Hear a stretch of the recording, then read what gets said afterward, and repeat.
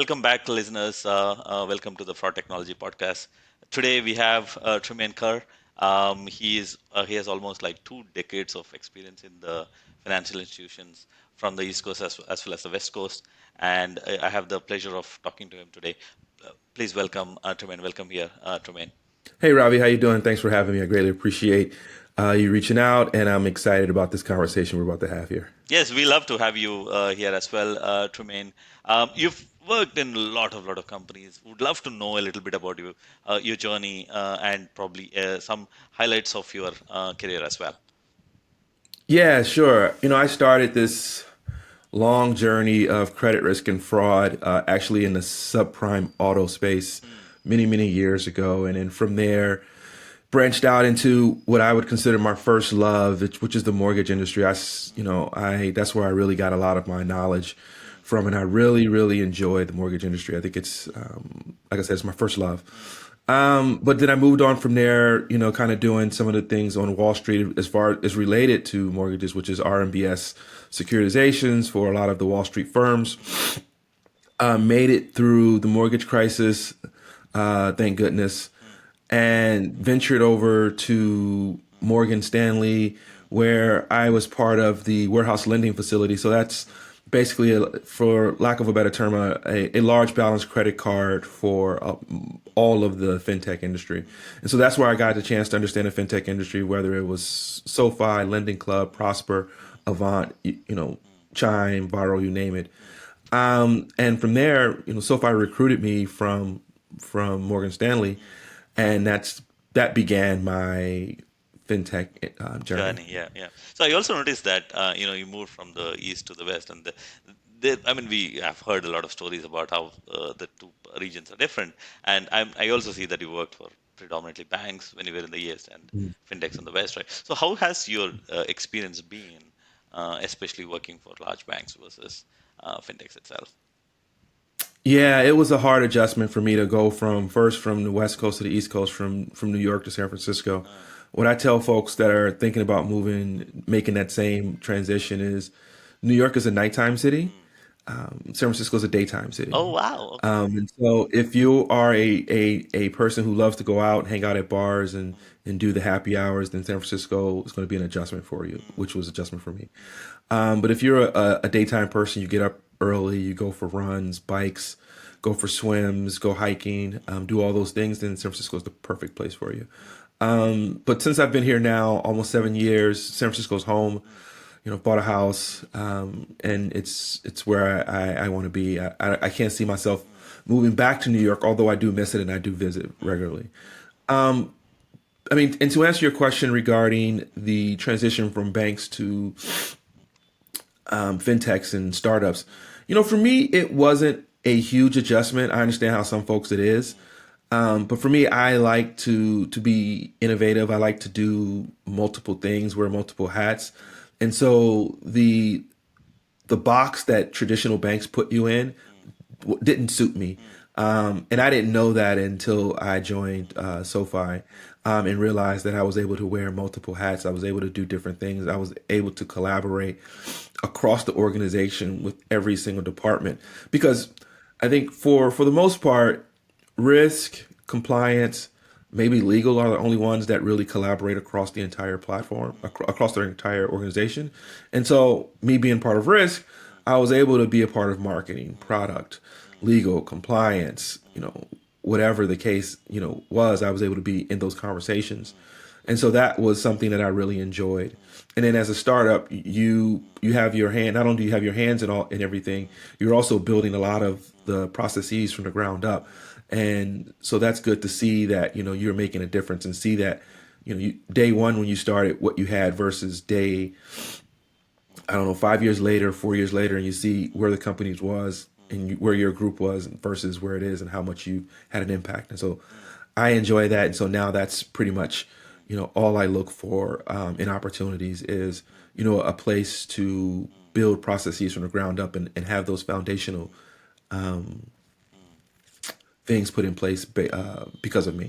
Understand, understand. So one thing that I also want to especially understand also is so with the recent story of SVB and how their risk management was not 100% there, right? So there has been questions around, while the Silicon Valley focus on growth, and that may sometimes tilt the balance between growth and risk, for example, vis-a-vis the East. I wanted to understand what your thoughts are on that itself. Is growth, because valuation is the most important thing for Silicon Valley related companies, right? So wanted to understand your thoughts on how the balance is. Is there really a difference, or how you see that? Yeah, I still think risk is part of growth. I think some people who don't think risk is part of growth Mm, probably don't understand the full picture of risk. mm, And so I think there's certain types of risk that you want to take as a company, and I think there's other parts that you kind of want to stay away from. mm, And I think risk is different in every economic environment. mm. I don't think you want to be that risky in this particular economic environment, Yeah. but pre-pandemic, I think there's always going to be a wider aperture for letting folks in and having that having a larger risk appetite than it is today. And so I think those are some of the key things that you want to keep in mind when you're building credit products, when you're building your credit risk Mm, models, and you're calibrating your engines. mm. Okay. Okay. I understand. And I also see in your profile, when I went through that, you talk about quality control, and I guess some of your roles have been in quality control as well. But you also talk about risk teams doing quality control. I mean, I was like actually intrigued with that thought process itself, and I've not heard that thought process before. So, wanted to understand how you view quality control as well as risk or fraud teams. Yeah, so again, I think that comes back to my time at mortgage companies. Mm, So when mortgage companies originate mm, a loan, right, mm, it goes through risk, it goes through all the through the different groups. mm, But that's not the end of that loan, right? At the when it's closed, they have what's called post-closing quality control. Or this quality control is at the end of the loan closing. mm, Quality assurance is at the beginning before the loan closes, mm, right? And so these two different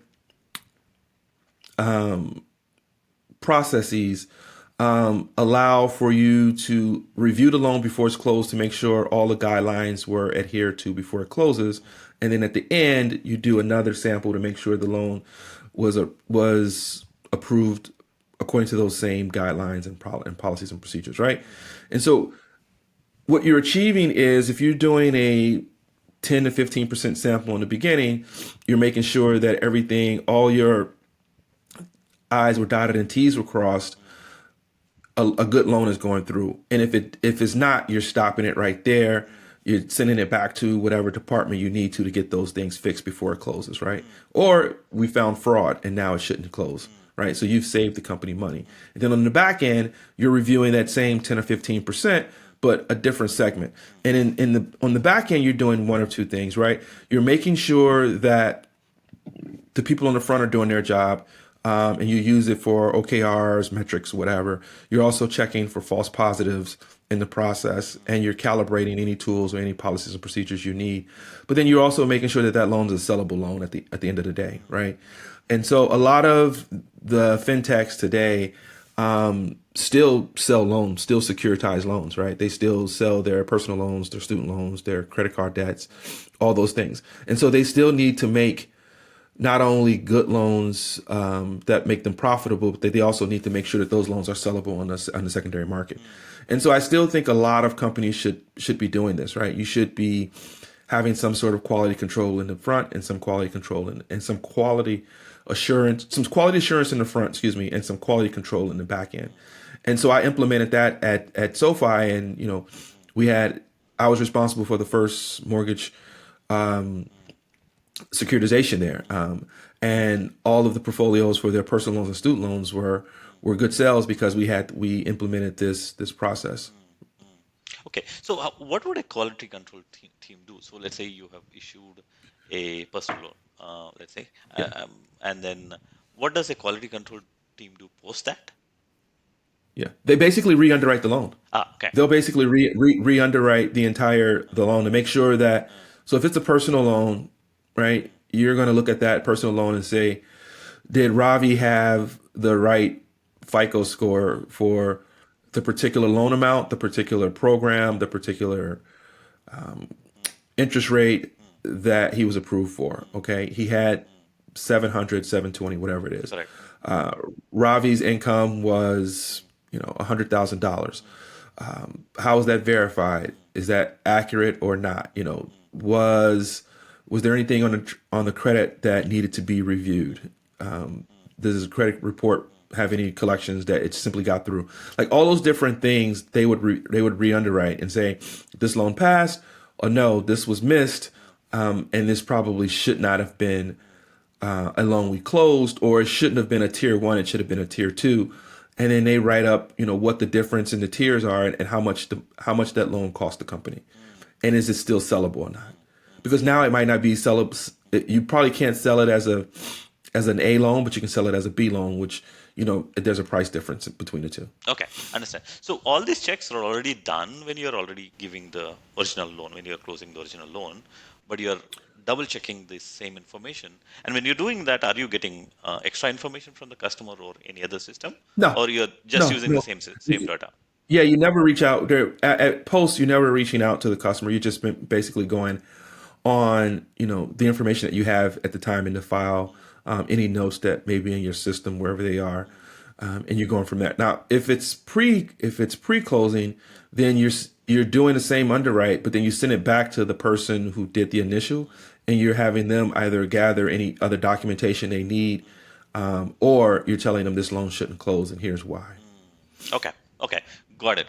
So the main purpose of that quality control process is essentially to resell the loan portfolio. Uh, It's a checks and balances. It's a checks and balances, okay. right? It's a checks and balances.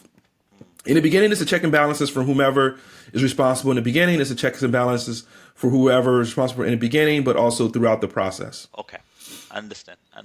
And when you're doing this, you're going to be doing for all the loans or a sample No, of the loans? excuse me. Yeah, what you want to do is you want to take a sample, and how you take the sample is, let's say you want to do 15% sample. Mm, mm, You're going to do 5% mm, random, mhm, 5% targeted, mhm, and then the other 5% is what we'd call a discretionary, right? And so you would put loan numbers in mm, an Excel and do the random calculator for 5%. uh, The targeted would be, let's say you have a person who's underperforming, who last month, you caught three loans or three whatever you're underwriting that shouldn't have closed, and you want to target that person, or you want to target a specific group, or a specific team. mhm, And then that would be the targeted approach, and then then the discretionary is another 5% mm, of almost this is like a mix between targeted and random. mm. Okay, understand. Okay, so now the other topic that I also wanted to understand a little bit on is you started with quality control a little bit and then went into credit risk, especially. Then you started doing more on fraud as well, right? Mhm. So can I understand what are the similarities between these two functions that you're doing? Most of the companies that I've seen, fraud seems to be a separate department, whereas you seem to be handling both together.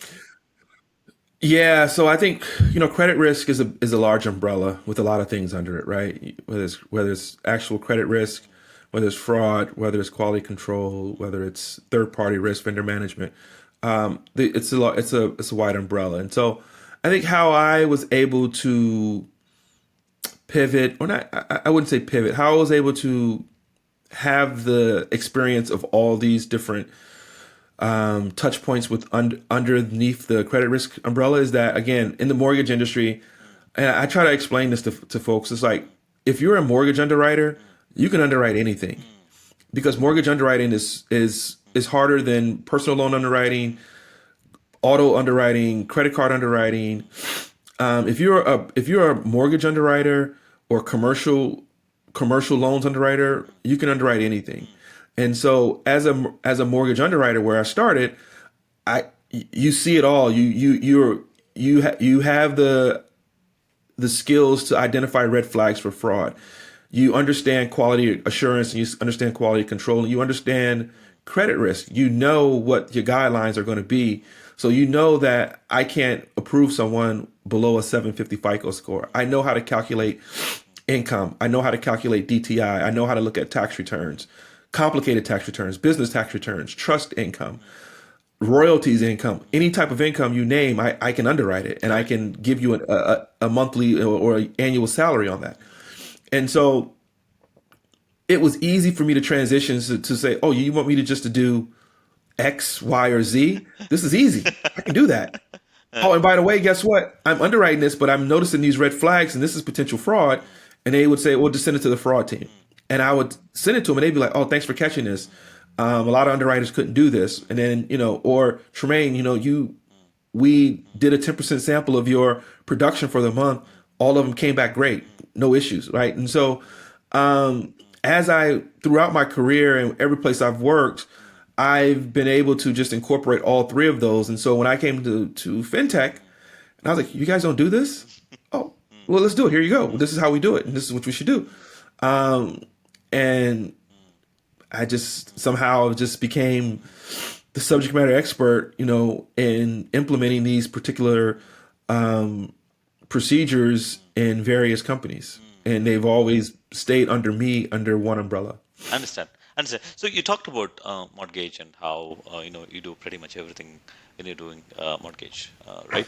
So I also understand mortgage typically is a higher ticket size, also typically longer cycle to close a mortgage loan, whereas a fintech would expect things to be a lot more faster, or a personal loan, for example, need to be approved a lot more Mhm. faster. Time becoming your challenge, right? So how do you, Mhm. because one is a manual process, mortgage definitely has to be a manual process, whereas fintechs prefer to be more automation driven. So how do Mhm. you see this? How do you balance this? Where should you go towards automation, and where can you go?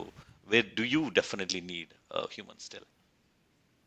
Yeah, I mean, I think, you know, when you're thinking about personal loans, student loans, that's a fast, that's same day close, right? That's same day approval, same day, get through the process, maybe second day funding of that or first day funding. It just depends. And for those particular products, automation is way ahead of the mortgage industry. So you have all these different tools today that can automatically underwrite the income, give you, what the actual income is, have people log into different, solutions to determine what the income is and then calculate it for them, right? Yep. It's easy. And that's great. There are those cases though in all vectors that there's a 3 to 5% manual review process, right? I don't think I've ever been any place that there wasn't some sort of manual review process. And so for those particular cases, you're going to need someone with the experience to at least look at that and be able to calculate an income or to verify, employment, to verify some red flags, to clear those red flags, I should say. And so I think, you still, while yes, it's a lot of automation these days, which I enjoy and I embrace. I implement them everywhere I go. The different automations. I still think there is some sort of human element that's going to need to be involved at some point in the process. And so when you have that human involvement, then guess what? You're going to need them to have that experience. And I would say that, I think in an ideal world, a lot of these fintechs would love to have a 3 to 5% manual review process. But in reality, some of them have manual review processes are greater than 10%. Oh wow. And so, yeah. And so I think, you need the staff to be able to handle that. I understand. So one of the things that I keep hearing when I'm talking to practitioners in the industry is something around synthetic fraud, where somebody creates a stitching of different information and creates an identity and then gets a loan, right? How do you handle this, or is this something that you've encountered? And if you do, how do you handle something like this? Yeah, I mean that's it synthetic fraud ebbs and flows. I think technology is getting really good at catching it now, and so people have to be a little bit more creative in their synthetic fraud. But you're right. It is an issue. I think it will always be an issue, and people will always attempt synthetic fraud. And so I think it's more of a problem for the subprime or the near prime Mm, fintechs mm, because a person who's trying to commit synthetic fraud, mm. they don't start at the prime Correct. lenders, right? Mm, They start at the bottom. mm, They start at, I don't want to name any fintechs, but they start at the bottom, the ones that are subprime or geared towards subprime, the unbanked, underbanked communities, right? To get a $200, $300 secure credit card or the bank account. And then as they create this synthetic persona online, right? Now they've had this secure credit card for a year. Now they start getting offers for real credit cards. And so, okay, $1,000 here, and they keep going up the ladder until they become. Now they've had this persona for 5 years, and they look like they're legitimate. And now they go for the prime lenders. And so, you know, technology is able to kind of see through some of that. Like if you're a 45-year-old and your credit only goes back 5 years, then that's a red flag, right? But if you're 18 or if you're 21 or 25, then not so much, right? Because but again, technology says, well, this date of birth was issued. This credit card, this Social Security was issued in whatever year, and it's a couple years after your date of birth, which doesn't make sense because now Social Securities are issued at birth, and so there's a lot of things to catch synthetic fraud, but folks are still trying it and still getting creative with it. Yeah. So one thing that I would like if I can hear from you is how do you even define synthetic fraud? Because there seems to be so many different ways that people are defining synthetic fraud itself. What is synthetic fraud? Yeah, I think I define synthetic fraud as someone who is not real, basically, in the shortest term. The social security number is made up, the name is made up, the date of birth is made up. Mm, mm, The online persona mm, doesn't match the actual persona that they're creating or they've created, and you're unable to determine who they are, mm, who mm, the real person is behind the mm. persona. And they created fast, but they behave legitimately for a few years. Because first thing that everyone does is a bureau check, right? If I am creating something fake, the bureau check would come out as no file or no information itself, right? Well, if you create it today and tried to do something, yeah, it'll come back probably with no file. Okay. But that's not how they work. It's a long process. They play the long game, Mm, right? mm, Because they understand that they have to put time in to create this online persona, mm. and they have to get start at the bottom and work their way up Okay. So that's where to you mentioned the subprime itself. For subprime, yeah. there is no bureau check. No, there might be, but they understand. I think what the subprime lenders understand is that if it comes back with no file, there, this person could have just been incarcerated. They could have just come to the U.S. Mm, They could have, had bad credit and now they've had it all wiped out. There's different reasons why, a person has no file or limited trade lines, mm, and so they're willing to take that risk. And then this person just needs just one trade line to start the process. Okay, okay. And so they build that, and then they get the $200, $300 loan. They actually repay. They are good, and so they slowly start increasing the loop itself until they get to the Yeah. bigger fish. Okay, okay. Yes. Understand. Got it. I also see a lot of biometrics and the behavior analytics, for fraud itself, and I'm sure they're also being used heavily for credit risk as well, right? So, wanted to understand your thoughts on how effective they are and what are some of the challenges. And one of the surprising things that I encountered is, for example, I come from Singapore and that part of the world where it's very common to use biometrics for everything basically. But in the US especially, I've seen that the biometric penetration is actually fairly limited. So I wanted to understand what are some of the challenges associated with implementing this.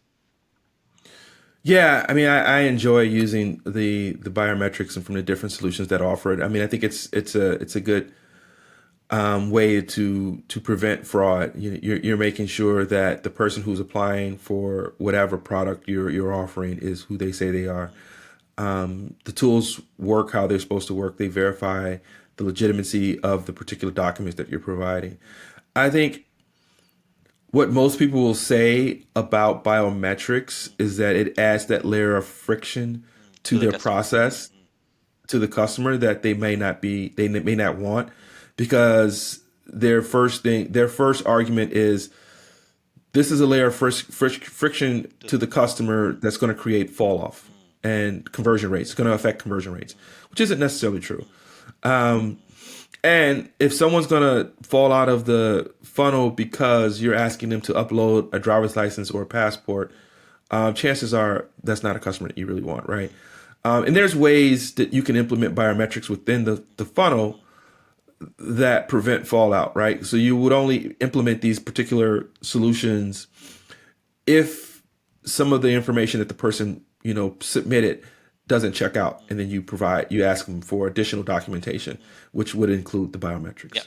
yeah, understand, understand. So, because one of the things that I always keep thinking about biometrics obviously does add a friction, but it also provides a lot of protection for the customer as well. I mean, it's not like only the institution is actually getting the benefit; they themselves get a benefit of even Yeah. protected from fraud as well. So I always keep hearing these arguments, and I'm like, um, I also think it's to do with privacy and the perception in the market as well.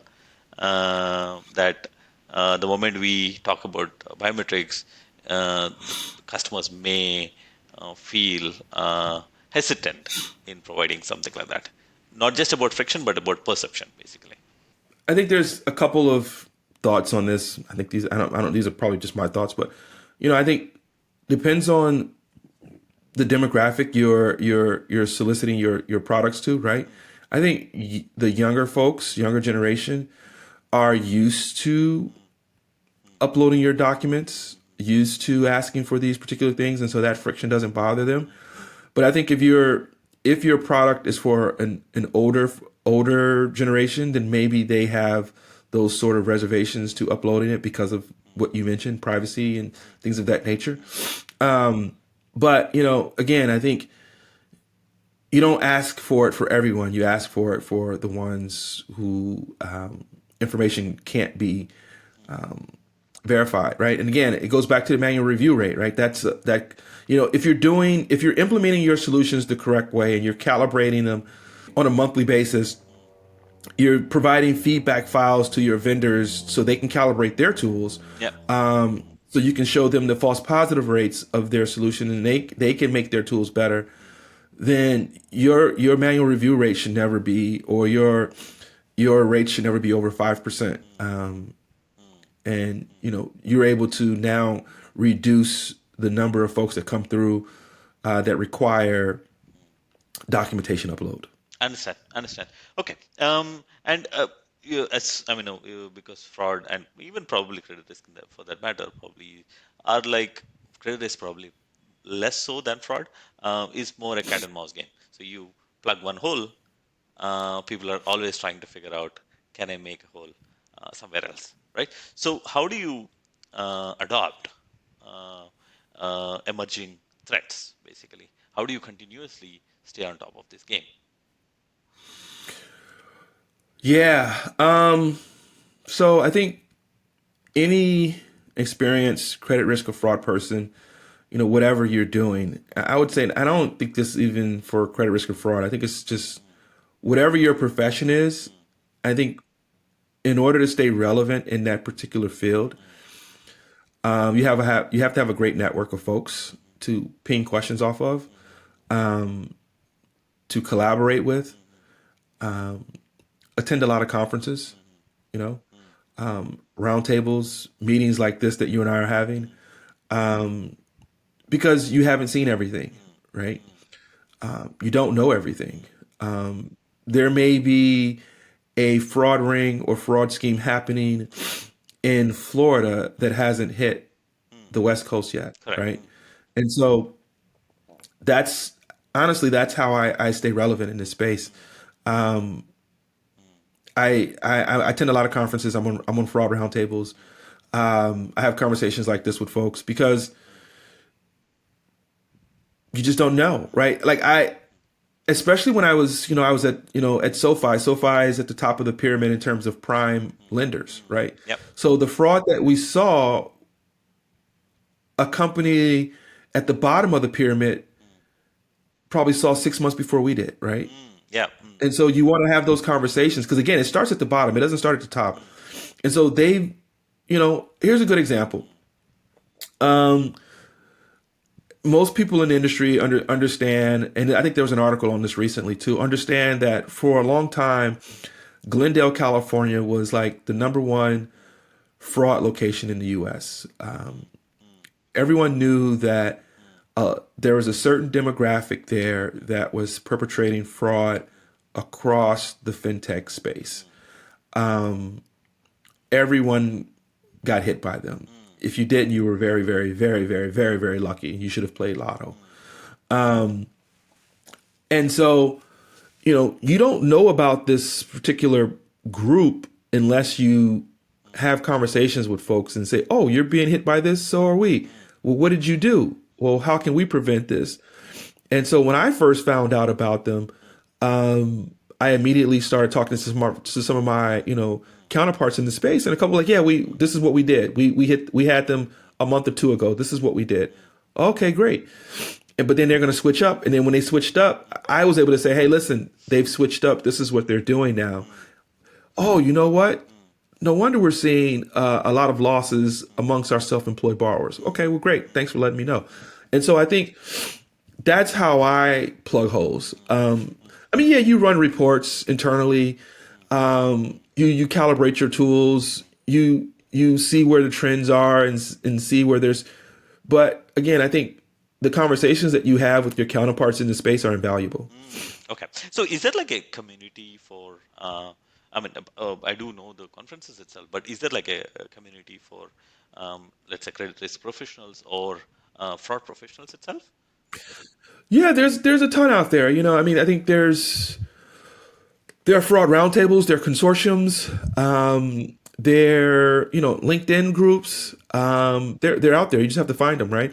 There's Slack groups. Some of these folks have groups on Slack and they send their messages there. Okay, got it. And so yeah, they're out there. You just have to find them, Okay, okay. and they're not hard to find. You just type in fraud in LinkedIn, and you're gonna get a ton of stuff there.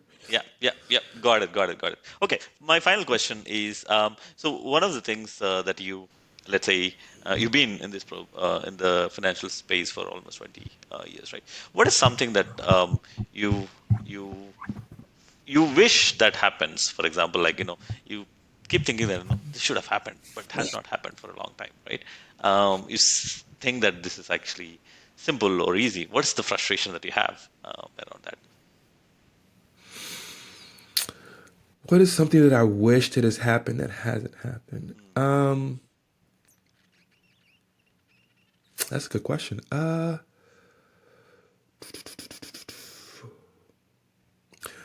guess what I would say, I think it would probably be around just the idea that credit cycles, they're cycles. Yeah, They go up, they go down. That's why they called cycles. They go up, they go down. They go up, they go down. yeah, And I wish they didn't take people by surprise, maybe, or companies by surprise. Not to say that you can predict them, but I mean, you can kind of tell where they're going, right? And so it's always interesting to see, when we're in a down cycle, how companies are freaking out and trying to change their policies at the last minute or tighten up. Well, if you're changing them at the last minute, tighten up is too late. yeah, yeah. And if you're trying to loosen them at the last minute, it's too late. You've lost money. So, I mean, that was a great question, and I think that's the only thing I can think of right now No worries. is Yeah. that I wish the up and downness of cycles didn't take companies by surprise. So you've gone through two cycles, right? Mainly.